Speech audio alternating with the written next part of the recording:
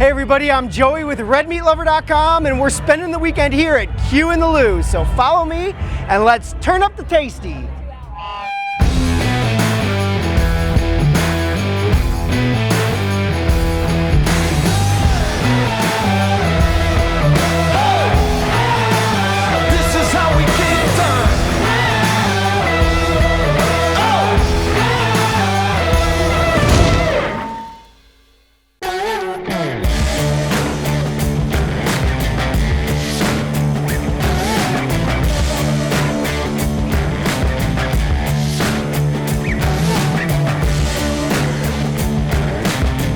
We're working our way down the line, and here we're gonna make a stop at Pappys, where Mike Emerson is the pitmaster. He's a true legend of barbecue, one of the godfathers. Today, they're serving up some baby back ribs, some smoked turkey, and some pit beans. Let's go turn up the tasty. Come on.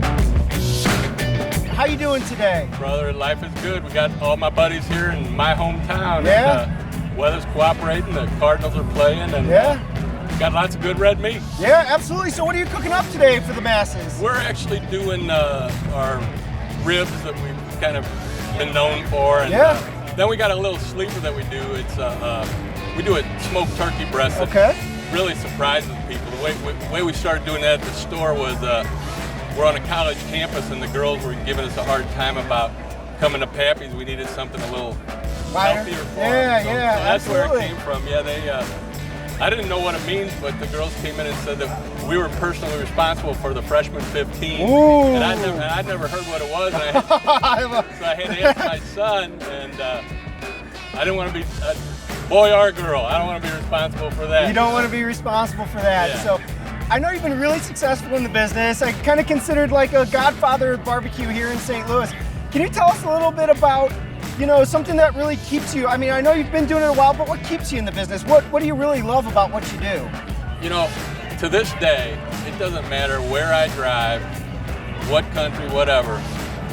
If I got the window down on the car and I smell barbecue smoke, I'm interested. And as long as I'm interested like that, absolutely, then I'm probably gonna find a grill somewhere. Awesome, I love that. And speaking of finding a grill, a lot of our audience at home are just getting started in the backyard, just getting ready to fire up the grill, learning their way around the smoker. When you think back to when you got started in this, can you share a couple tips or tricks, one or two, for that guy who's just getting started that really helps them turn up the tasty on their next meal? Don't wear flip-flops around the grill. Ooh, that's a good one. That's a good one. Yeah. And you see that I'm wearing flip-flops now, Do as I say, right?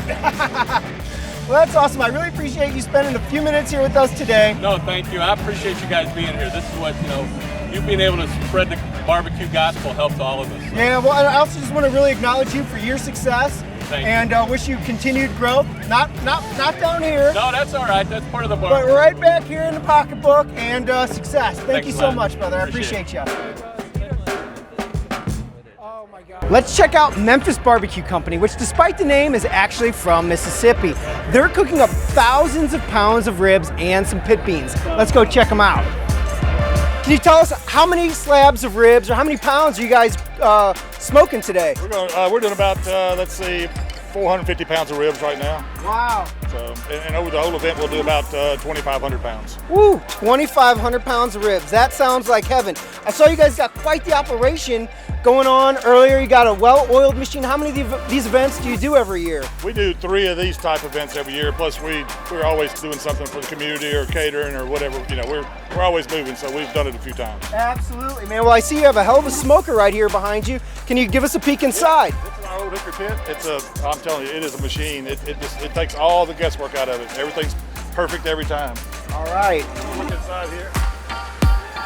Get on in there and take a look. Everybody at home. That looks absolutely amazing, John. You can put 131 in here without rib racks. You can put 250 with rib racks. 250 rib racks. That's a hell of a party. That is a big party. All right. So how long are you cooking these for in here? Can you tell us a little bit about the process? We started off with a prepared mustard. We put on there a light coat of that, then we put our dry rub on, and then we go straight from there to the smoker. And we put her in there with our smoke on it. We use kiln dried hickory. Okay. And we put it in there for about 4.5 to 5 hours. At the end, you just kind of test them, see where they are. Yep. Make sure they're perfect. We'll put them in these big coolers and let them steep, kind of like you ever eaten crawfish before? You know, I used to live in New Orleans. I've eaten a lot of crawfish. You know what steep means, and it lets the flavor get back into the meat, come out of the bone into the meat. And you know, the term sweet to the bone, well, there's flavor in the bone and it gets into the meat and the sweetness is there. That's a hell of a tip. So I know you've been doing this a long time. Can you share like maybe a tip or trick for that backyard griller, someone who's just getting started smoking or grilling? Can you share a couple tips or tricks? A couple things. You know your pit, know your hot spots, know how it cooks, know what temp it is. Just because that thermometer on the top of that barrel says 250 degrees, that grate may be 200 degrees. Okay. So get another thermometer and check your temps. And the next thing is temp related also, hit your temps. If you're cooking a Boston butt, you want 190 degrees, make sure it's 190 degrees inside. Pull it, wrap it in foil, let it rest. Right. Or you can fold it before it's done. But hit your temps and know your temps. Okay, right on. Well, I appreciate you taking a few minutes with us today. I'm gonna get in line. I'm gonna order up some of these amazing ribs. One more thing before we go, can you tell us how we can find you offline and online? Offline, we're at Memphis BBQ Company in Horn Lake, Mississippi. Okay. I also have one in Dunwoody, Georgia. Okay. Online, we're Memphis BBQ. We have on Facebook. You can hit us on Facebook, and our website is MemphisBBQCompany.com. Awesome, man. Well, once again, thanks for spending a few minutes with us. Yep, We really you bet. appreciate it. All right. Thanks a lot, John.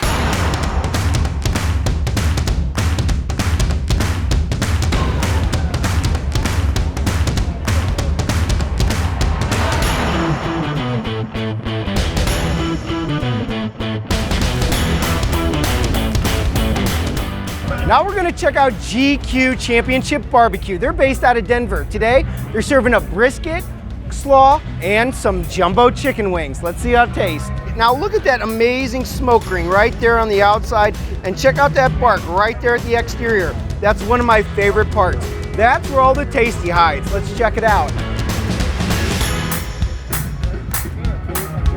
That is solid. I love that bark. Absolutely tremendous flavor. Light, smoky notes all the way throughout. If you're ever here at Q in the Lou or in Denver, pay them a visit. You'll be glad you did. Hey everybody, I'm here with Jason Canal of GQ BBQ out of Denver, Colorado. How you doing today? Great. What more could you possibly ask for? We got a beautiful setting. We got the Gateway Arch. The Cardinals are about to win the Central Division of the National League. We got all these awesome barbecue down here. What more do you want, Joe? Absolutely, not much. I mean, this is kind of like meat heaven for me, right? So tell us more about what you're cooking today. So we made brisket. I think it's, well, I don't know if they got us prime or not, but in our restaurant in Denver, we serve prime every single day. I think they got us some Angus this weekend, which we're cooking some Angus brisket, some chicken wings, and then some of our apple slaw. Awesome. Now, I know chicken wing videos, chicken wings are some of our most popular videos. Can you tell us a little bit more about your technique? Yes, so I like a smoke-a-fry chicken wing. So I like the best of both worlds. You smoke the wing to about 170, 175 degrees, and you flash fry it for about 30 seconds. So you get the best of both worlds, smoky, juicy meat with crispy skin.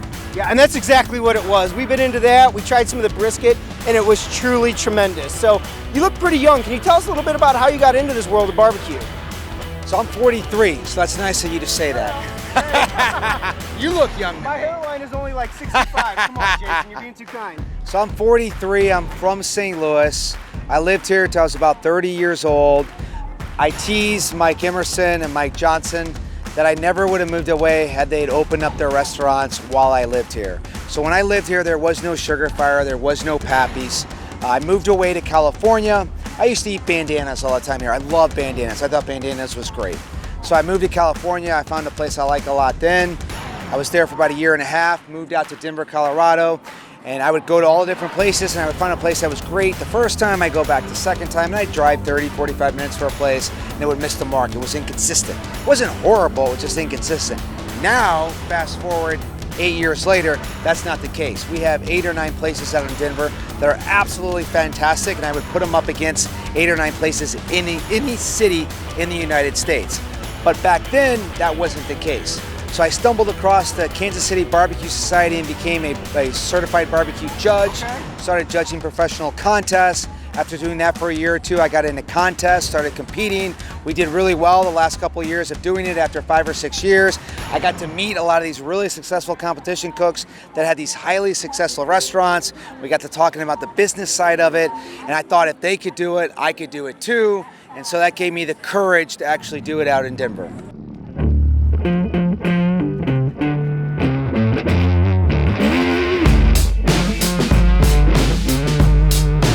This is truly a carnival for carnivores, and the smells are truly delicious.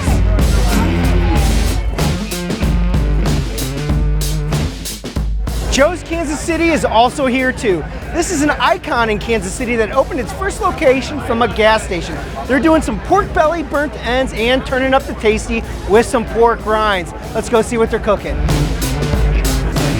I'm here with Jeff Staney from Joe's Kansas City BBQ. This place is a Kansas City icon that opened its first location inside a gas station. Jeff is making up some pork belly burnt ends today. Jeff, can you tell us a little bit about what you're doing here? Yeah, this is the final stage, what we're seeing right now. What we do is we take the pork belly and we cut it into strips like this. Yep.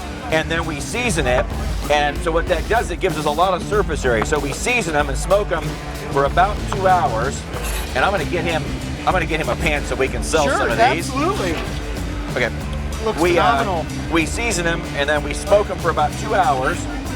And then we put them into a braising liquid for about an hour and a half. And then we let them sit. And then when we go to sell them, we pop them in the deep fryer. Okay. So they're nice and crispy.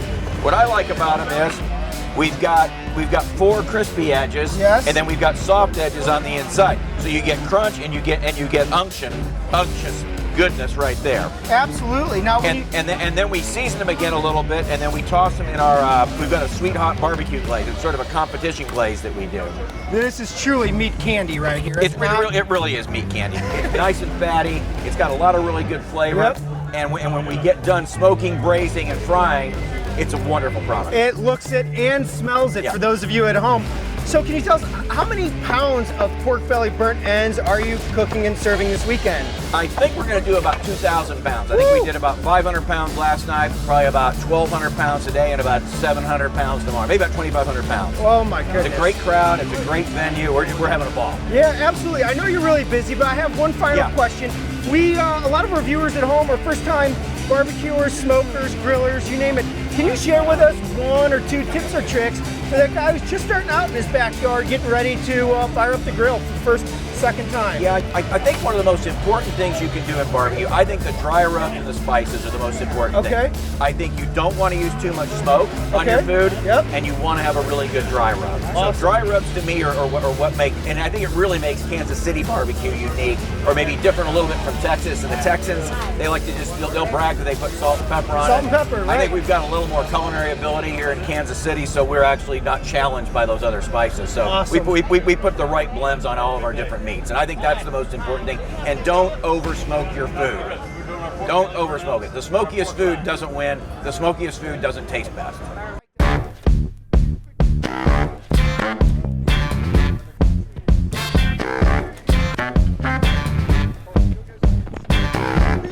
Now we're gonna check out the Shed BBQ and Blues joint. They got whole hog sliders, which are aptly named because they have a whole hog in the smoker. They're also serving up some loaded potato salad. Let's go check them out. Brad, can you tell us what you're doing today? Well, today we are looking at what is one of the 6 whole hogs that we're cooking for Q in the Lou this year, 2019. Yeah, it looks absolutely fantastic. So can you tell our folks at home a little bit more about how you cook and prepare this thing? So this started out as a 167-pound hog. We cooked it about 260 degrees overnight. We had a good night last night, so I don't know what time we put it on. Okay, all right. So we got it on about 9:30, and then right before we left, we put hickory wood and a little bit of cherry, a little bit of apple, because we're really cooking for color. Yep. So we want it to be nice and colorful, but today we're actually gonna torch this hog and see if we can do a whole hog chicharron. Wow, man, that sounds fantastic. When we're at an event like this, we kind of push it to the limit and see, all right, well, what can we do? So we figure if we torch the hog, I've never seen a whole hog chicharron. we're either gonna really ruin it or it's gonna be awesome. There's only one way to find out, and that's to give it a shot. Grab a fine brown spirit, and maybe a couple beers, a torch. Hey, that sounds really safe. We're taking a page out of the Barbecue Ninja's book. Yeah. We're gonna invite him over to help us. Awesome, man. Do it. So, wish us luck. So when you cook this like this, because it has so much fat under the skin, it does not dry out. Is that correct? Like we can keep it on here for a good long time. Yep. And it stays nice and moist, right? It does. It you know, we call this the RoboHog, or the contraption that we actually cook it on. Got it. But it's you know, it looks good. Like during competitions when I would present to a judge, I would actually take a knife and make a little window here, cut open the tenderloin, cut here. Yeah. Today we're just gonna see if we can make the skin crispy and just tear big parts of it. Well, hey, everybody at home, Brad certainly knows how to turn up the tasty here. That's right. So we have a lot of first-time grillers, a lot of first-time barbecuers, people who are just getting started. Can you give our audience at home some tips and tricks, you know, for those guys just starting out in their own backyard? The best way to start out is find somebody else in the neighborhood or one of your friends that likes to barbecue. Yeah. And y'all get together and, you know, find somebody that you're like, oh, I tried this with the chicken thighs, or I tried this with the steak, because there's always people out there that have a different type grill. But the best thing is to get out there and get started. And every time you throw another handful of charcoal on the grill, you always get another beer. Yeah, we have not heard that tip yet. Thank you for that. That's a good tip. I'm telling you that right now. That is a solid tip. The other one is a clean grill, somewhere to sit, some music, and usually some family or friends. Man, I want to hang out with you offline. Hey, it happens. Speaking of offline, can you tell our audience how to find you offline and online? Online, we're at The Shed BBQ on Instagram, Facebook.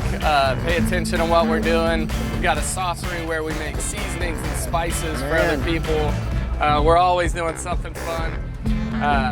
And we're at all the Q events. Awesome, man. Well, I look forward to seeing you around. Thanks for spending some time with us today. We really appreciate it. Yeah. We hope you've learned some things, enjoyed our interviews with some of these great and talented pit masters. If you like this video, please give us a thumbs up, like, or even better, subscribe to our channel for future updates. You can find us on the web at redmeatlover.com. I'm gonna get back to trying some ribs, some pork, and bottom line, turn up the tasty. I'll see you next time.